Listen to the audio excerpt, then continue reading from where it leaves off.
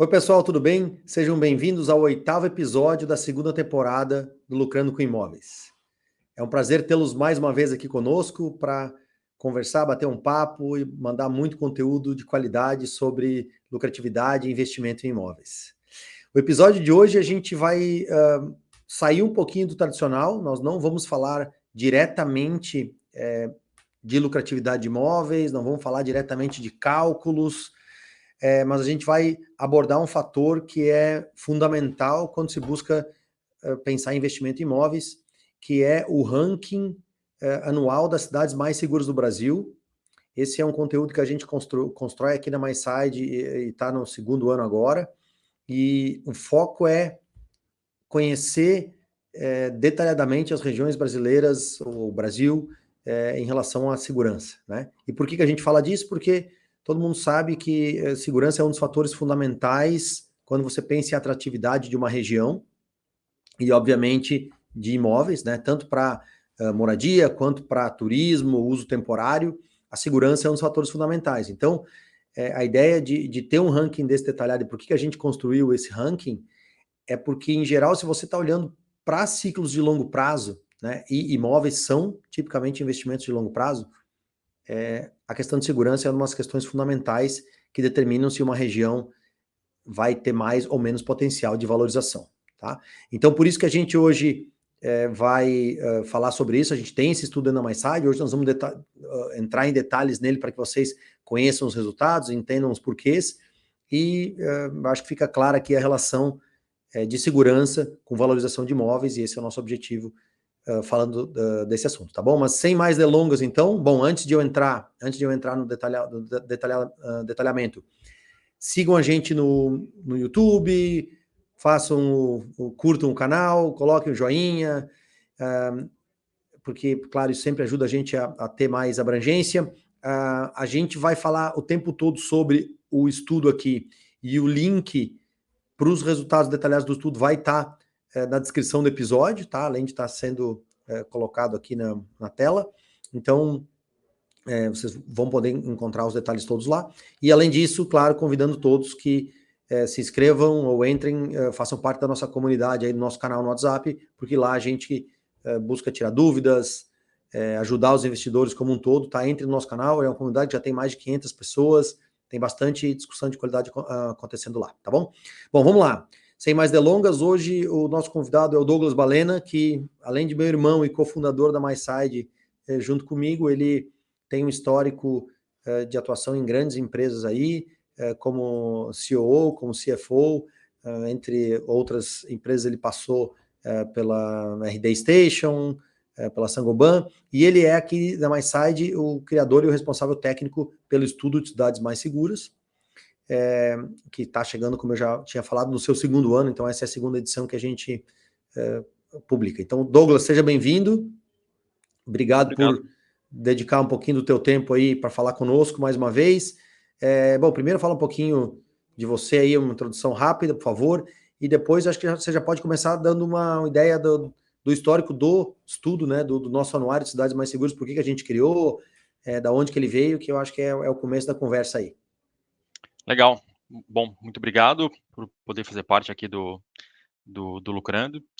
Então, contando um pouquinho, acho que como o Ronald mencionou, sempre tive minha carreira focada na área financeira e na área de operações, né? Sempre trabalhei muito com dados, estatística, análises, né? De todo o contexto financeiro de empresa. Então, desde indústrias mesmo, manufatura, até análise de empresas de software e tudo mais, né? Sempre gostei muito dessa área, né? Tanto que eu fiz alguns anos atrás um mestrado no INSPER, né, em São Paulo, na área de administração, também para me aprofundar na parte estatística, na parte técnica, realmente, de dados, né? E aí, falando especificamente do estudo, ele surgiu, na verdade, de um fato, de uma pergunta frequente dos nossos clientes aqui na MySide, especialmente aqueles clientes que a gente atende muita gente que mora no exterior, né? Tanto brasileiros que moram nos Estados Unidos, que moram na Europa, né? E que ou foram para lá e em algum momento pretendem retornar, ou estão em moradia definitiva nesses países e pensam em investir aqui no Brasil, aproveitar o momento econômico, mas e também, né, muitos moradores de Rio de Janeiro, eh cidades que são tradicionalmente mais violentas no Brasil, que quando falam de comprar um imóvel aqui no Brasil, a pergunta vem com uma frequência: quais são as cidades mais seguras, né? Porque são pessoas que já têm, né, especialmente que moram no exterior, escuta muita notícia negativa, vive numa outra realidade, geralmente, né, a gente vai ver como a realidade do Brasil é bem diferente para o lado negativo, né, então se preocupa muito com esse tema, né, e também pessoas que moram em locais do Brasil onde já tiveram envolvimento, experiências negativas com violência e querem sair e buscar regiões mais seguras. E essa pergunta era muito frequente: quais são os lugares mais seguros que tem, né, para morar no Brasil? E sempre que a gente foi buscar esse tema, sempre as pautas, os estudos eram muito voltadas as cidades mais violentas, os crimes, e não necessariamente onde é melhor para morar sob o ponto de vista de segurança. E aí, daí surgiu esse estudo, né? Ao mesmo tempo, a gente analisou todos os estudos, tem estudos super consolidados no Brasil sobre o tema de segurança. Porém, além desse foco em onde é mais violento, né, as causas da violência, né, também a gente olhou a parte estatística, de fato, para entender a fonte desses dados, e a gente viu um potencial viés desses dados, que era a fonte das informações sempre feitas com origem nos dados das secretarias de seguranças públicas do Brasil, né, que são órgãos estaduais. Isso pode gerar um viés considerável numa pesquisa como essa, porque a Secretaria de Segurança Pública, naturalmente, em estados que são menos estruturados, né, elas têm menos capacidade de gerar informações de qualidade. É natural isso, né? Então, gerar dados de qualidade custa caro, é difícil, precisa de áreas especializadas, não é questão de má ou boa vontade dessas instituições, é uma questão que realmente eles têm o mundo pegando fogo ao redor deles, né, diversas coisas para resolver, e não necessariamente conseguem dar conta disso com a estrutura que existe, né. Além disso, existe um potencial viés político, né, que sempre que uma Secretaria de Segurança Pública for divulgar um dado negativo, ela vai ter uma pressão natural do governo do estado, das cidades, e que vão ter que suportar essa pressão de não ajustar nenhum tipo de número. Então é difícil você analisar essa informação sem considerar que pode haver algum viés em um determinado estado. E é natural também você acreditar que haja uma correlação, onde você tem menos estruturas nas seguranças públicas, nas instituições de segurança pública, você tem menos dados, né? Então, se você não considerar esse fator e utilizar essas informações, você vai acabar chegando à lógica que tem menos homicídios computados justamente onde é mais violento, porque você tem menos estrutura de leitura, de estruturação de dados, de análise de dados lá. Então, essa foi toda Talvez. a lógica e por isso que a gente decidiu fazer esse estudo e ter um estudo que a gente pudesse trazer para os nossos clientes de uma forma realmente que a gente acreditasse que é uma fonte adequada para essa tomada de decisão, né?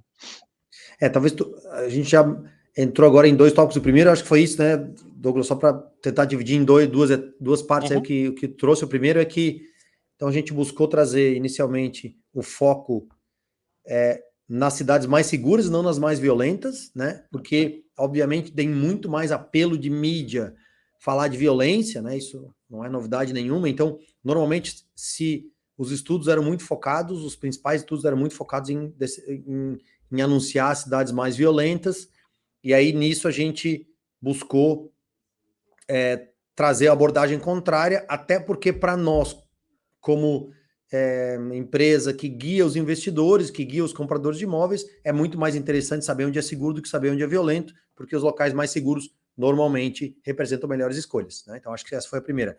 E o segundo ponto, que tu já começou a entrar nos detalhes aí, que até era o que eu queria trazer como próximo, é sobre a metodologia em si, né? Então, só para ver se eu consigo transcrever o que tu mencionou aí, quer dizer, nos estados onde a qualidade média de informação é menor, a gente chegava, ou a gente pode chegar a conclusões que são, enfim, que não são corretas, né?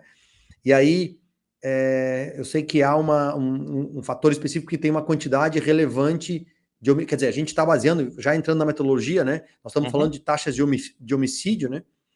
E se eu entendo nos detalhes aí, a gente está falando de taxa de homicídio, e há estados onde essas taxas de homicídio são, eu tenho uma quantidade considerável desses dados que são classificados como homicídios não, ou mortes não identificadas. Nós estamos buscando homicídios, mas as taxas gerais são de morte, e aí tem as não identificadas, que podem entrar na conta, podem não entrar, e aí eu acho que é onde ocorrem as variações, né? Tenta explicar para a gente um pouquinho do passo a passo aí, da onde os dados vêm, e como é que a gente tenta equilibrar essas potenciais distorções, por favor. Legal. Primeiro, por que da métrica, né? Qual que é a métrica? A métrica é taxa de homicídios a cada 100 mil habitantes. Né? Por que dessa métrica? Essa é uma métrica que pode parecer, de certa forma, simplista para classificar como violência, mas é uma métrica que ela permite a comparação em qualquer lugar do mundo. Né? Então, é uma métrica que eu consigo comparar do Brasil com os Estados Unidos, com a Europa, com a África, sem nenhum problema. Né? Então, e ela por essa razão, por essa facilidade, imagina que você estaria medindo outras métricas, como, por exemplo, taxa de assaltos, né? Isso vai entrar muito, por exemplo, quantos assaltos não são levados à polícia, quantos boletins de ocorrência não são feitos. Então, aí tem classificação de assalto a mão armada, assalto ou roubo ou furto, perdão, e por aí vai. Então, todos esses e outros indicadores acessórios, eles precisam de uma super qualidade de dados para poder ter uma confiabilidade mínima para avaliar a qualidade de segurança. Então, no mundo inteiro, a taxa de homicídios a cada 100 mil habitantes é utilizada como padrão, né, de mensuração de segurança, inclusive considerando que é o órgão da ONU e todas as instituições, basicamente, quase todos os países do mundo utilizam essa mesma métrica. Nós buscamos as informações daquilo que a gente acredita que é a base mais confiável que existe no Brasil hoje, que é a base do Ministério da Saúde, né, onde todos os municípios reportam para o Ministério da Saúde os atestados de óbito de cada morte que existe no Brasil, não só mortes violentas, né? Então, por doença, por tudo. Então, por exemplo, em 2023, foram 1,5 milhões de óbitos no Brasil.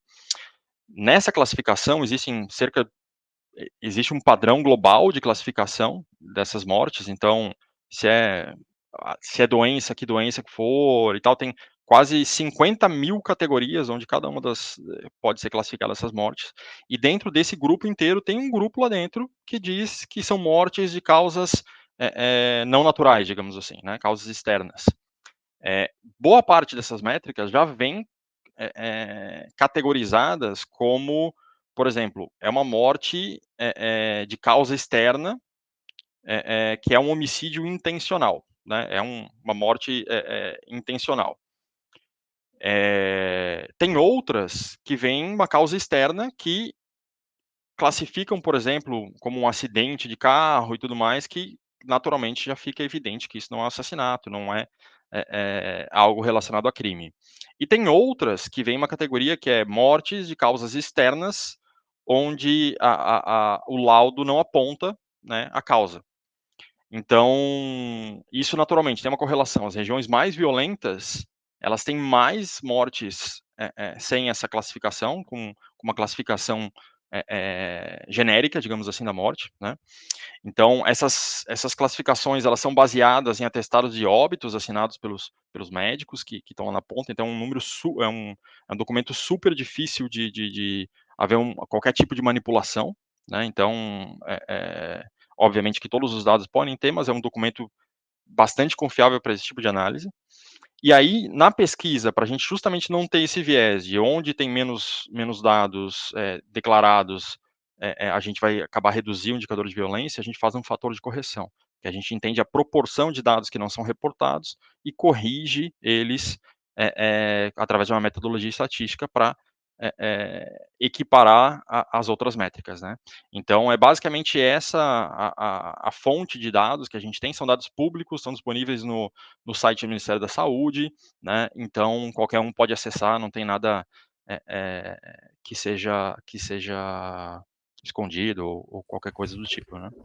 Então, as mortes vêm do site do Ministério da Saúde. O que a gente faz é que a gente tenta eliminar da conta esses óbitos não identificados, certo? Conforme a proporção Uhum. dos outros. E os dados populacionais vêm do censo do IBGE, se eu não estou enganado, correto? Os dados populacionais vêm do censo do IBGE. Especificamente nesse ano, a gente já utilizou uma estimativa do IBGE, como o censo foi de 2022, para calcular a população de 2023, para já adequar o número para que ele esteja correto. Um ponto importante também do número é que a, a, essa métrica ela tem uma limitação importante, que quando eu analiso um município que tem menos de 100 mil habitantes, por padrão, se desconsidera essa métrica, né, não se utiliza. Justamente porque você tem poucos habitantes, então imagina uma cidade que tem 10 mil habitantes, aí você tem um homicídio, né, que acontece a cada 5 anos, por exemplo, naquele ano vai parecer que aquela cidade é uma cidade super violenta, né?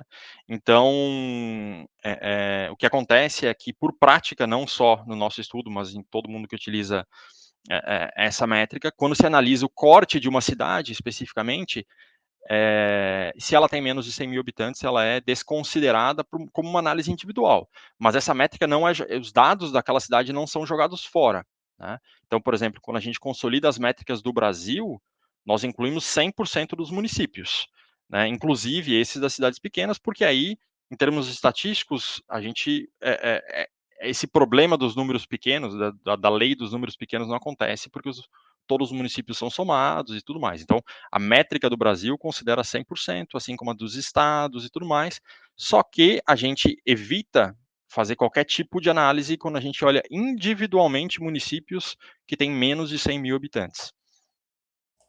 Legal. Boa, então vamos tentar olhar um pouco para os números aí, e eu já começo dando uma ideia. O número do Brasil, que acho que até nem está no estudo, né? Mas o número do Brasil qual que é o número total? Só começamos falando por aí? Vamos lá, o número do Brasil é de 26, o indicador total, né, do Brasil é de 26 mortes a cada 100 mil habitantes. Esse número, até para a gente ter uma noção do que ele representa, é um número muito alto, essa média nacional. Dentro de 209 países monitorados pela ONU, o Brasil é o 17º em termos de violência, né? E basicamente nos coloca em grupos como, por exemplo, México, Colômbia, são os países que são os nossos vizinhos aí dos indicadores, né? E nos põe a uma distância enorme de localizações como que são de mais sólidas em relação à segurança pública, como, por exemplo, Japão, Europa, Austrália, que tem países que têm indicadores que são menores do que 0,5, né? Então, O Japão é é 0,3, por exemplo, né? Só para dar uma ideia, né? A gente estava exato, olhando a Alemanha, a gente está falando de mais ou menos, quer dizer, uma morte por ano a cada 100 mil habitantes. Europa exato. como um Então, todo, imagina se você mora numa cidade 3, como né? que tem 1 milhão de habitantes, por exemplo, um indicador de 1 significa que são 10 assassinatos por ano, né, numa cidade de 1 milhão de habitantes, né. Então é um número realmente baixíssimo, que ele vai provavelmente se concentrar em crimes passionais, né, em crimes, que não necessariamente são relacionados àquele da violência urbana necessariamente, né. Então, são lugares muito seguros de se morar e não são somente países específicos, né. O corte de um país violento, como acontece aqui no Brasil, na verdade, é exceção, né. Cerca de deixa eu ver a informação aqui certinha, mas cerca de 150, 160 países no mundo têm esse indicador, que no Brasil é de 26. Cerca de 160 países têm indicador menor que 10, né? Então, para você ver como a exceção, na verdade, é o Brasil e não necessariamente esses países com indicador baixíssimo, né? Então, só para dar uma referência de mundo aí, como a gente está falando dos Estados Unidos, é qualquer lugar lá, os Estados Unidos como um todo é qualquer lugar ao redor de 5, né, mortes por 100 mil habitantes. Os países mais seguros, tipo Japão, 0,3, Alemanha é 1, Europa como um todo perto de 3, mas um país é considerado muito violento a partir de 10, né? 10 é tipo, entrei nos países muito violentos, né? E aí o Brasil é tipo o 17º pior, se eu não me engano, né? A gente vai entrar aqui a ideia é falar de Brasil, do detalhamento do Brasil, tá? Mas só para dar uma referência para quem está nos vendo e escutando aí, o Brasil tem 26, que é muito, muito alto, e aí nós vamos chegar daqui a pouco, tem diferentes Brasis, né? Então a melhor cidade do Brasil, acima de 100 mil habitantes, que é Botucatu, se eu não me engano, não, Valinhos, se eu não me engano, é menos de 1, né? Então nós estamos em níveis Alemanha, né? Ao passo que nós vamos ver aí, sei lá, Macapá, que é um número absurdo, mas só para dar uma ideia para vocês de mundo, os países considerados seguros vão estar ali abaixo de 5 em algum lugar, os muito seguros lá bem perto de 1. Acima de 10 é considerado um país muito violento. Os Estados Unidos é tipo 5, e claro, aí tem os países que são epidemia, aí, Venezuela, que é um dos piores, que está lá, não sei lá, 40, 50, mas só para dar uma ideia de mundo. E aí vamos tentar. E aí, claro, do Brasil, como eu falei, 26, que é um número muito alto, a gente está lá na rabeira do mundo. Só que aí o que nós vamos enxergar agora, que é o objetivo de hoje, é ver que, na verdade, existem vários Brasis, né? E aí, Douglas, eu acho que vale a pena de já começar a entrar no nosso número. No nosso número detalhado do Brasil aí. Eu entendi que você vai compartilhar com a gente o estudo também. Quem estiver nos assistindo vai ver já os recortes do estudo. Mais uma vez, o estudo está disponível no nosso site, tá? Com todos os detalhes para quem quiser. E o link é cidades.myside.com.br.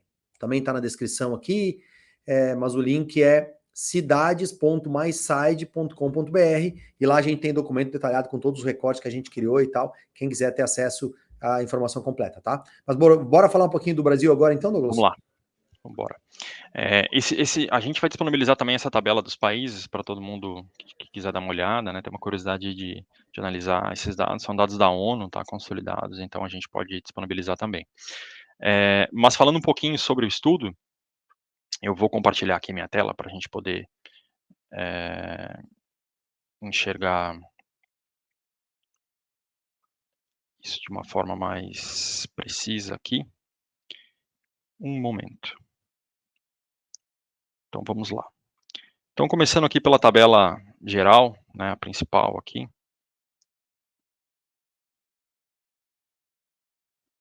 Aqui nós resumimos os estados do Brasil, né?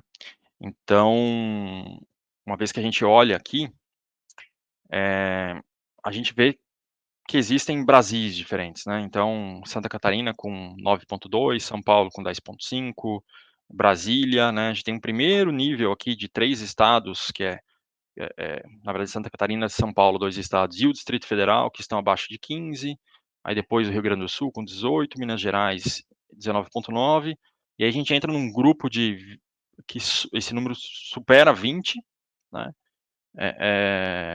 Que começa com Mato Grosso do Sul e por aí vai. E aí a gente tem alguns estados lá no final do ranking que tem indicadores realmente muito altos, né, como Alagoas, Ceará, Pernambuco, que ultrapassam 40, e nesse ano especificamente, em 2023, foi um ano muito ruim para o Amapá, que chegou a quase 70 homicídios a cada 100 mil habitantes, que é o último da lista. Mas olhando aqui, acho que é interessante a gente ver que, na verdade, naturalmente, o Brasil é um país muito grande, a gente tem diferentes métricas, né, e por isso esse indicador é tão importante para quem pensa em locais para moradia. Né? E se a gente olha aqui por estados, então a gente tem o sul do Brasil e o sudeste do Brasil, com indicadores próximos a 18, 19, né, que são praticamente empatados aí, o centro-oeste em 24, Norte em 35 e Nordeste em 39, né, que é basicamente aqui um resumo do que acontece nos estados, né. Talvez aí, tentando. Volta, por favor, na primeira tela, que mostra estado por estado. Eu acho que fica Uhum. claro aqui que a gente tem alguns grupos, né? São Paulo e Santa Catarina se destacam, obviamente, como mais seguros, e eles estão ali abaixo do que é considerado mundialmente como muito violento, ou ali na linha, que é 10, mais ou menos, é muito parecido, São Paulo e Santa Catarina. E vocês vão ver que, obviamente, esses indicadores de segurança são diretamente relacionados aos indicadores de qualidade de vida e riqueza como um todo, né? Então, daqui a pouco nós vamos falar um pouco sobre cidades, mas e dentro dos estados, quais são as cidades, mas eu acho que o que chama atenção aqui, e para quem é investidor de imóveis, isso é bem claro, é que a gente tem ilhas de prosperidade no Brasil, né? E essas ilhas de prosperidade, elas costumam ser, por definição, os locais onde há uma grande valorização dos imóveis, onde há maior valorização dos imóveis, né?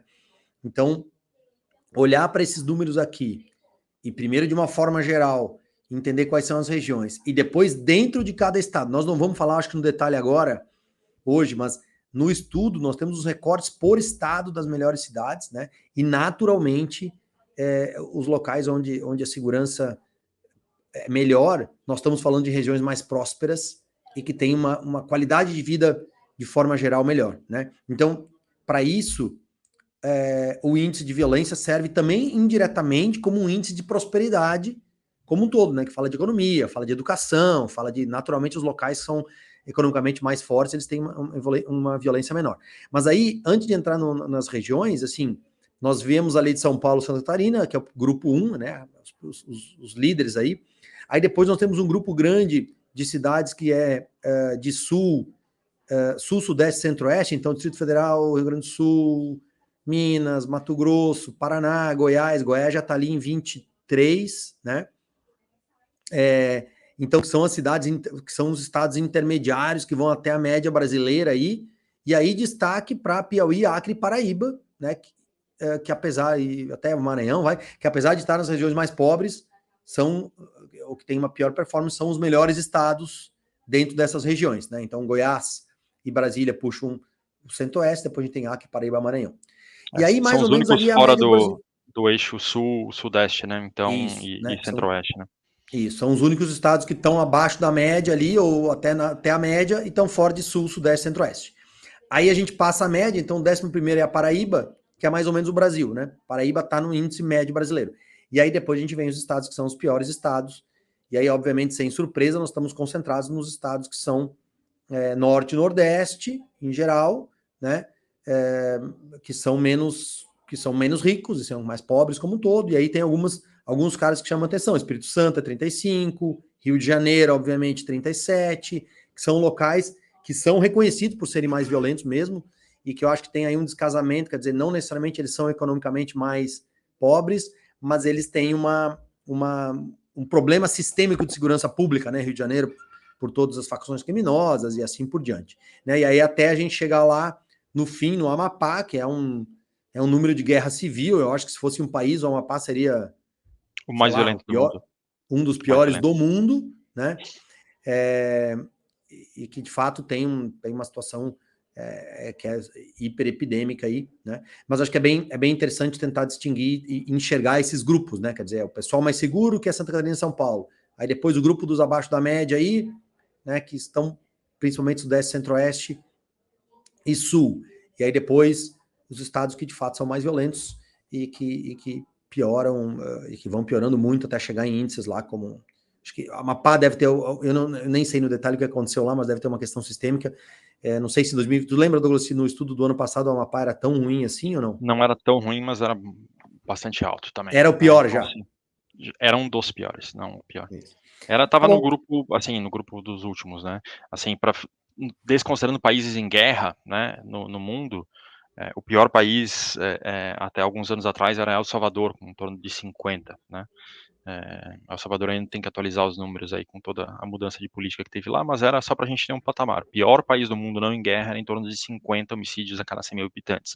E aí quando a gente olha Pernambuco, Bahia, Amapá, eles estão basicamente no mesmo indicador do pior país do mundo, né. Legal. Beleza, então esse é o recorte dos estados, daí depois tem aqui o recorte das regiões, que eu acho que conversa, que eu já tinha até mostrado, né, Douglas, mas que mostra mais ou Uhum. menos isso, né? Sul com 18, Sudeste com 19, Centro-Oeste 24, e aí Norte 34 para 34,5, né? Quase 35, e Nordeste 39, né? Naturalmente, mais uma vez, tem uma. Tá claro que Sul e Sudeste é, são os estados mais seguros e a gente vai para Norte e Nordeste, são os mais violentos. Até a nossa produção aqui nos está falando, o Amapá no ano passado tinha 46 e a Bahia, na verdade, foi o pior estado em 2023, e 2023 a Bahia estava com 46 também. Então, de fato, teve uma piora relevante no Amapá nesse ano, porém o Amapá já foi em 2022, né, que os dados desse ano são de relação a 2023, e os dados que a gente publicou em 2023 eram em relação a 2022, né, mas o Amapá já era muito pior. Esse ano foi bem pior, né, piorou bem, deve ter, sei lá, facções, enfim. O objetivo nosso não é estudar a violência aqui, então provavelmente é alguma coisa relacionada a facções Até, criminosas, brigas e tal, mas de qualquer forma, já o Amapá, que é o último esse ano, era o penúltimo no ano passado. Né? até para deixar claro, houve alguns questionamentos em rede social sobre o que compõe esse índice no fim do dia, né? Inclusive foi comentado, não, no estudo da MySide não inclui mortes por policiais e tal. Né?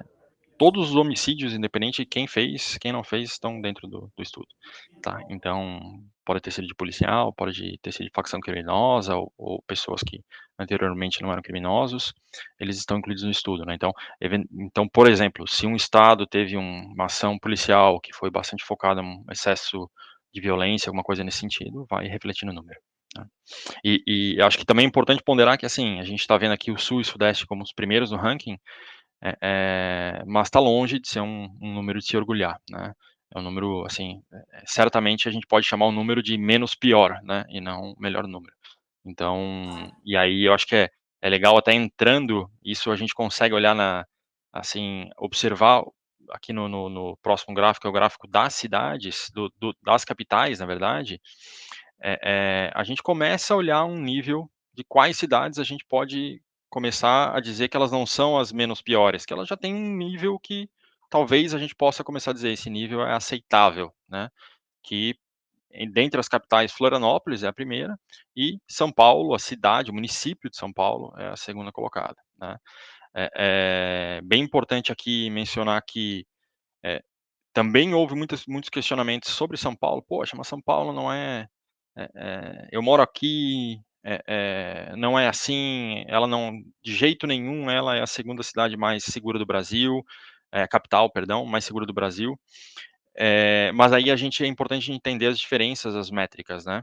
É, é, uma coisa é a sensação de segurança, né, a sensação de insegurança das regiões, e a outra é, de fato, o que acontece em termos de homicídios, né. Em São Paulo, eu já morei por muito tempo em São Paulo, vivi a sensação de insegurança, né, então existe sim essa preocupação, existe, muito mais assaltos, por exemplo, à mão armada do que existe em Florianópolis, por exemplo, e há uma precaução muito grande da população, né, diferente de Florianópolis, que é uma cidade que também já morei por muitos anos, onde existe a sensação de segurança é muito maior, né.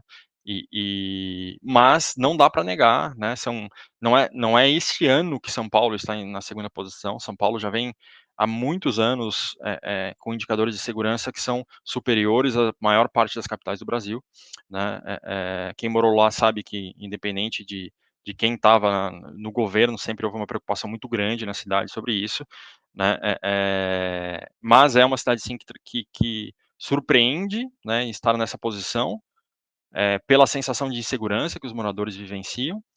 Mas, de novo, também a gente olhar indicadores de 10 e 12 não são indicadores, assim, fenomenais, né, são indicadores altos, né, se a gente for comparar de novo com os Estados Unidos, que é um país que tem uma relativa violência em algumas regiões, a média é 5, e com países da Europa, a média é 1, 2, né, então aí a gente consegue entender da onde vem esse sentimento de insegurança.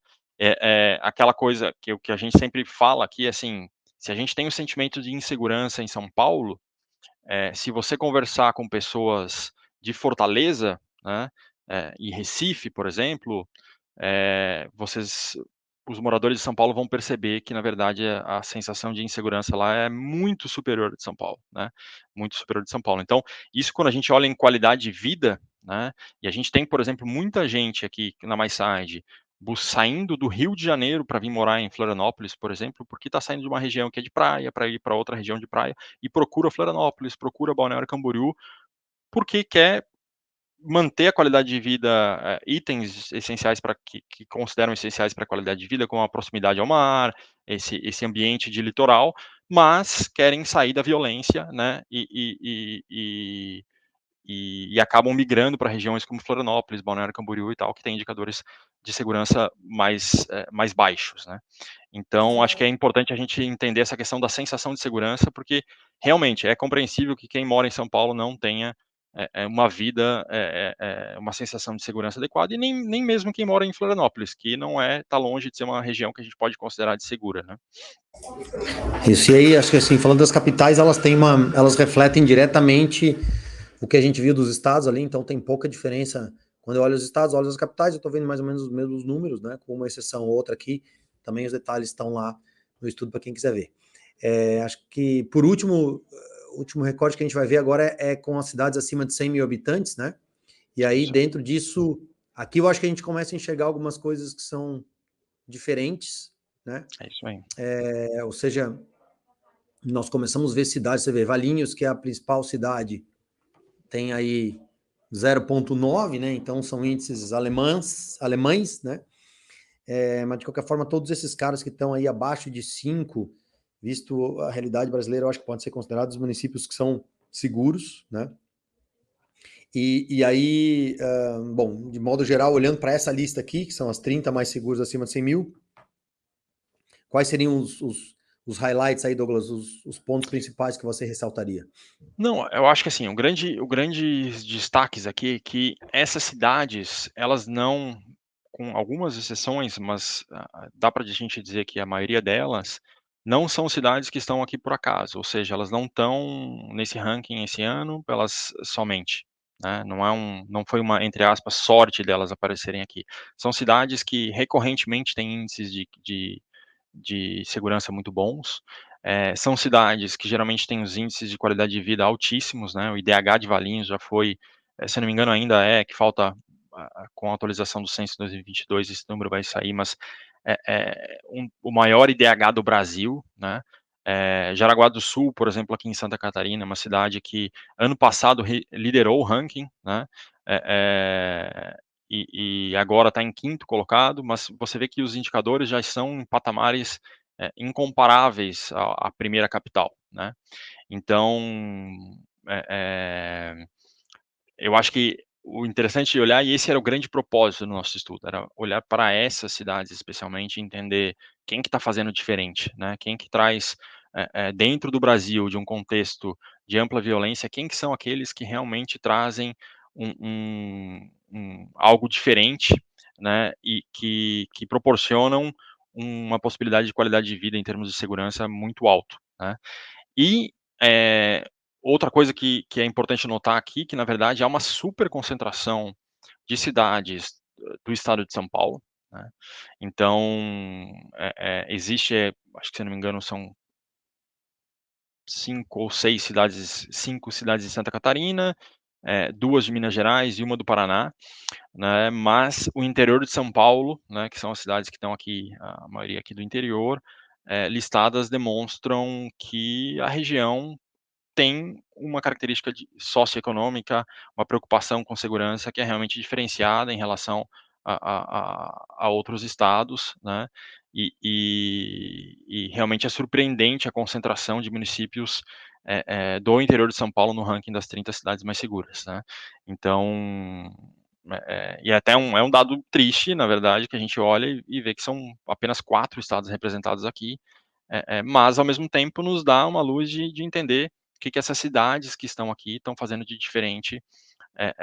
E se você, eu não vou citar nenhuma cidade aqui para não fazer nenhum tipo de, essa é melhor ou pior, mas se você for a fundo e entender, analisar as políticas dessas cidades, independente de preferência político-partidária, você vai ver que eles têm um longo histórico de ações, de ações em educação, ações em segurança pública, em qualidade de vida como um todo, que não é fruto do acaso para chegar a esse indicador. Assim como não é o fruto do acaso na Europa, assim como não é o fruto do acaso no Japão, são resultado de uma gestão da sociedade que não necessariamente é só dos políticos, mas também da população da cidade, aquilo que ela faz, a cultura, os valores que ela emprega, que faz dessas as cidades realmente mais seguras do Brasil.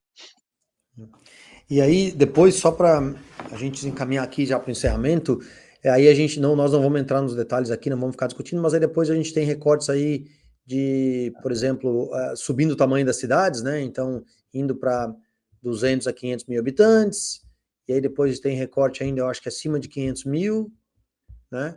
Exato. E por último, a gente entra em cada estado.